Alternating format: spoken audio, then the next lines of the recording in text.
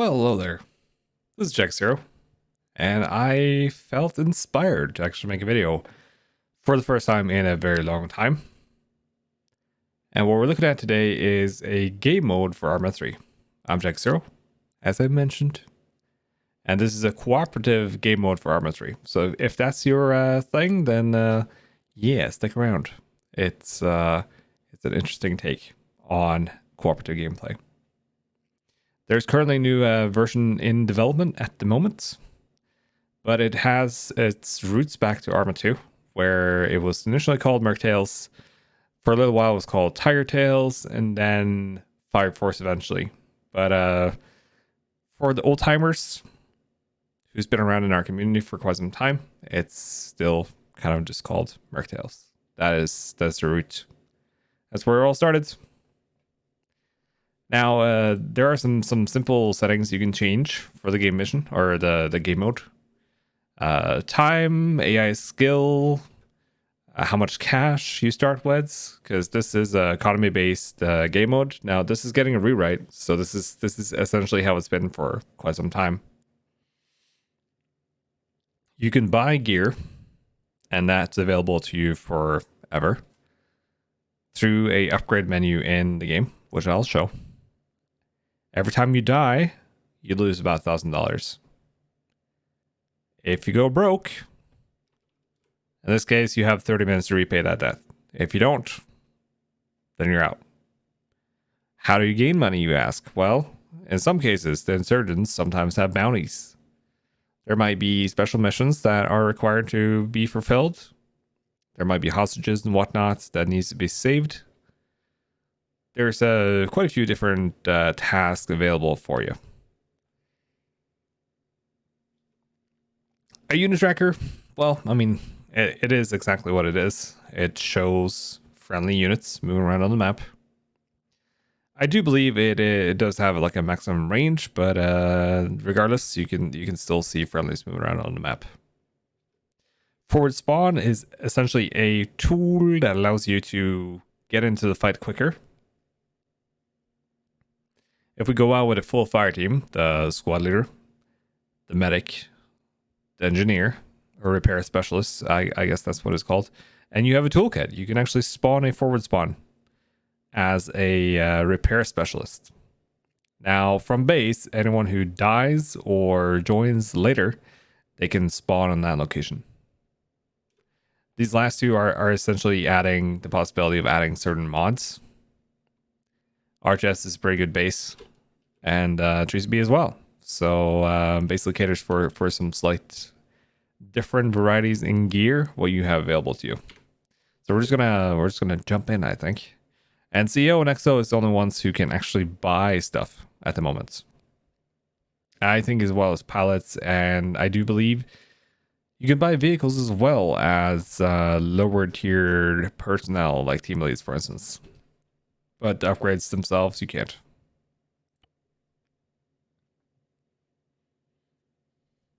And right now we're loading in. It's making a random corporation name.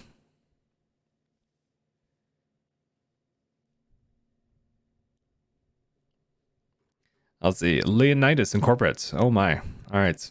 And then we have a supply here. We have depth marker as well. So $6,000. Or an NSI. You have a trader. He sometimes has useful stuff, sometimes not.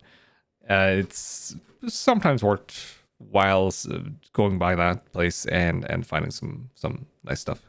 Arms trader, kind of a similar thing. He more deals with specialized equipment, whether they be sentry based, like HMGs, GMGs, or APCs, sometimes even tanks, drones, whatever else.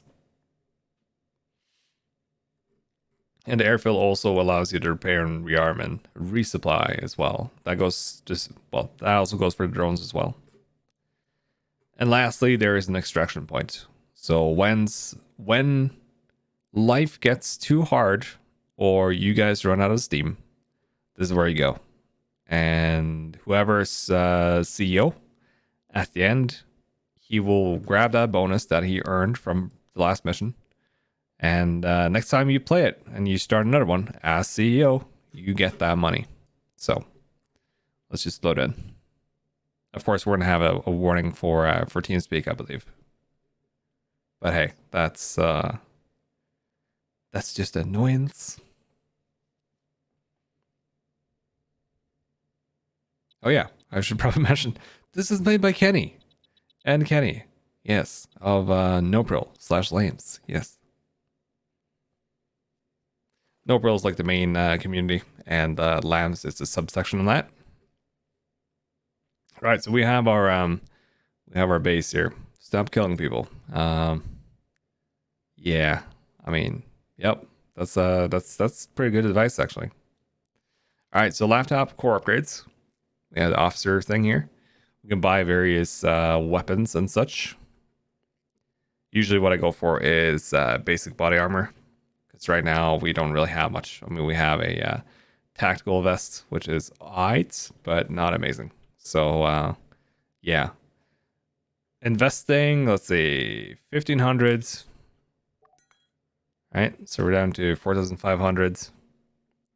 We'll buy the advanced body armor again. And that leaves us with about 2k. So that's about 2 deaths, roughly, that we have available before we go bankrupt. Now, let's see, nothing's happening yet, which is interesting. Takes a random while before stuff starts to happen. We're just gonna get into the arsenal. There we go. All right, every time there's a new task, that noise sounds in base. Most of the time we don't hear it, so just picking something basic shit here. Let's see. Ranger helmets.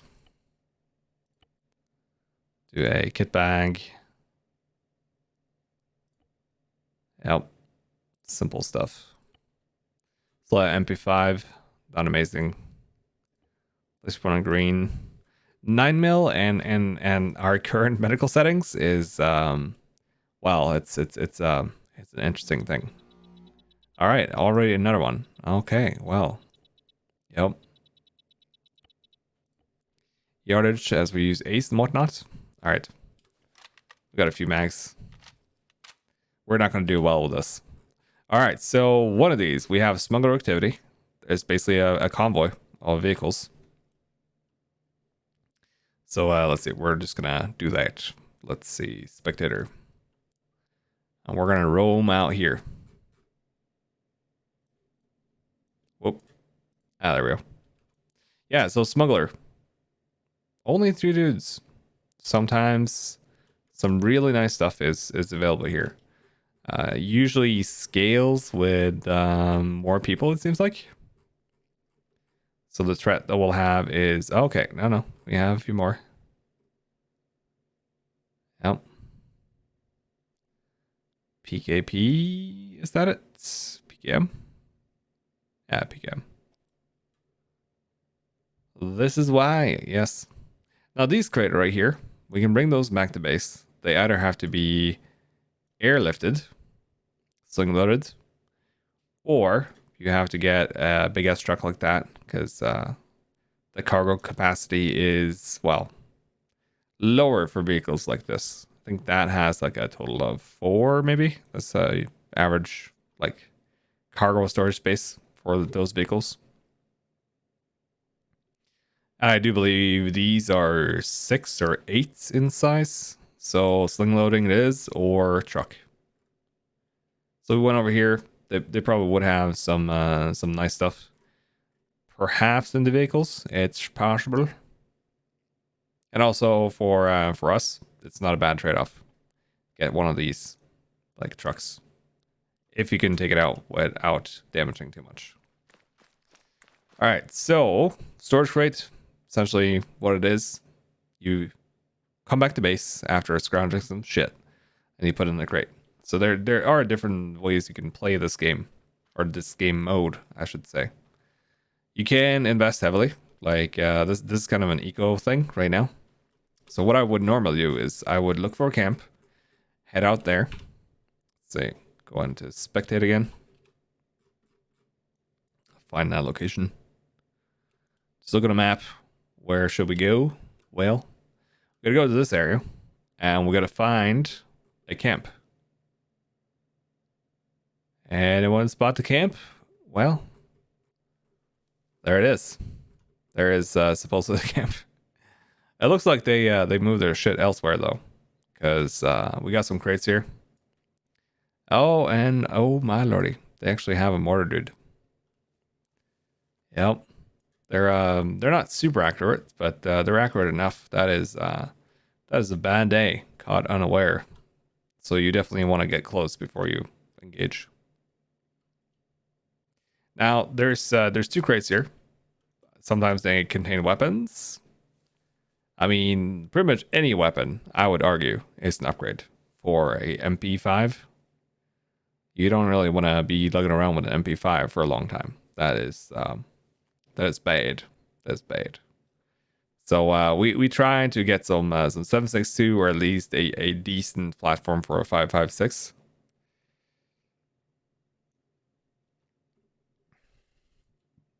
Now there's a bunch of different ways we can deal with this.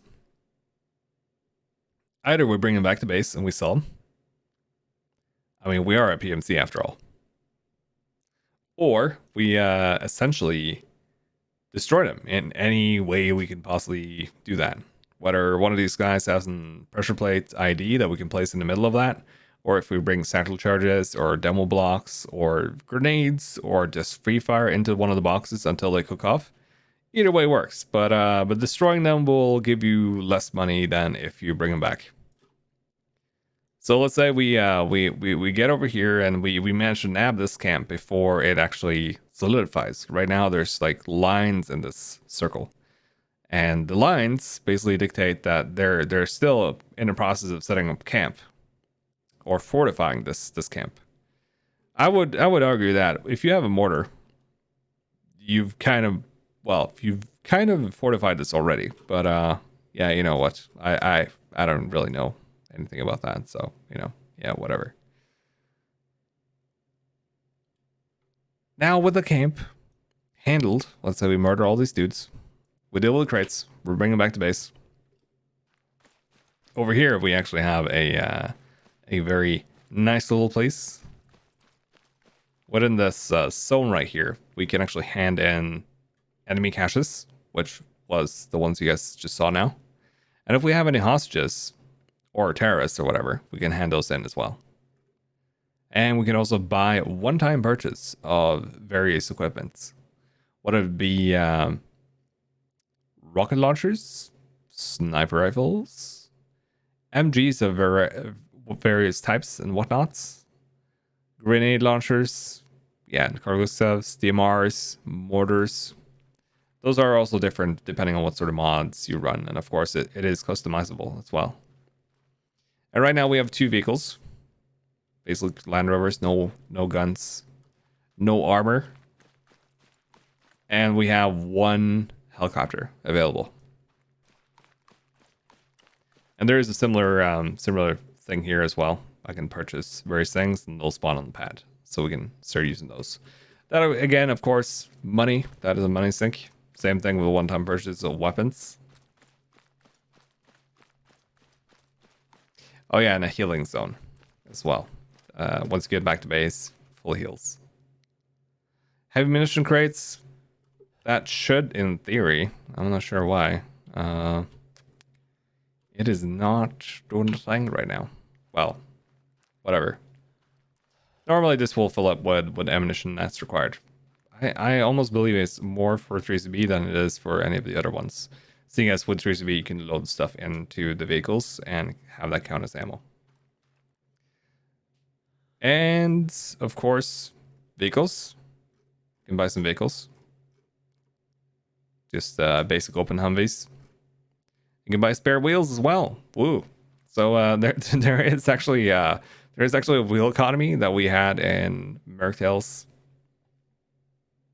in Arma 2, where we would hoard wheels because wheels, well, they get shot at, they get destroyed.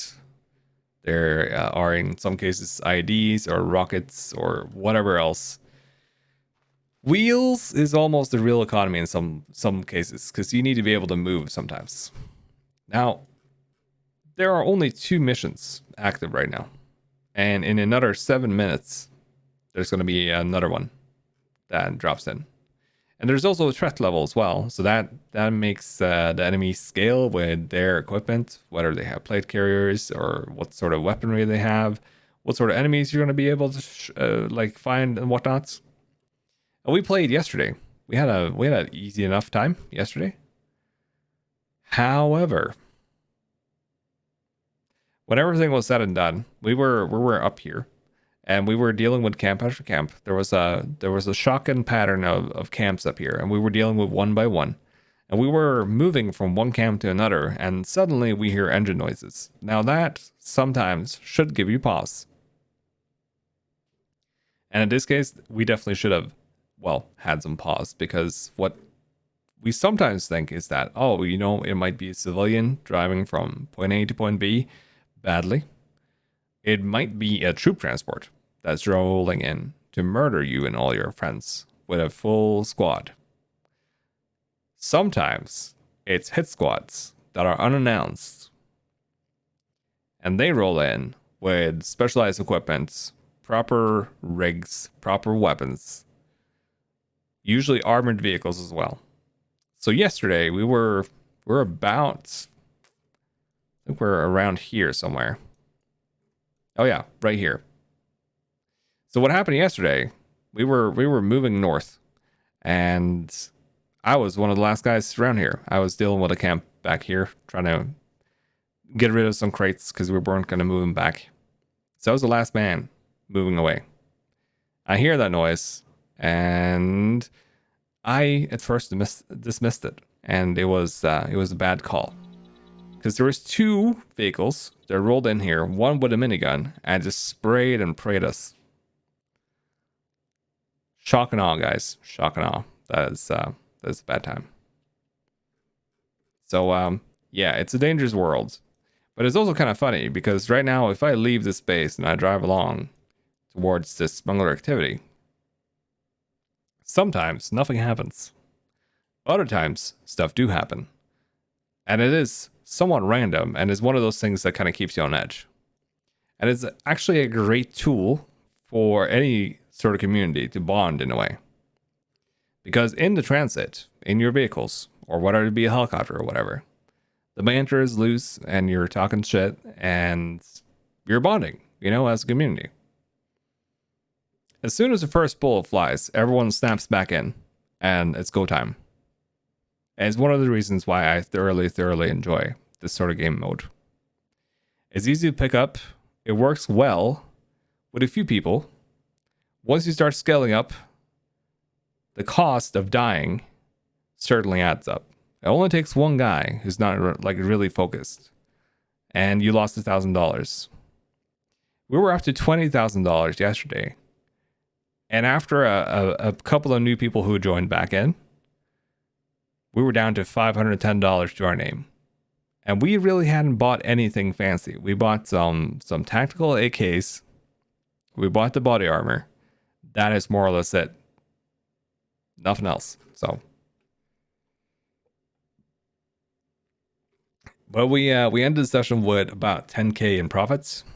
We earned about 46,000 thereabouts, roughly. There's also a score at the end as well, so it shows you how much you earned and how many casualties you've had and how many kills you've gotten.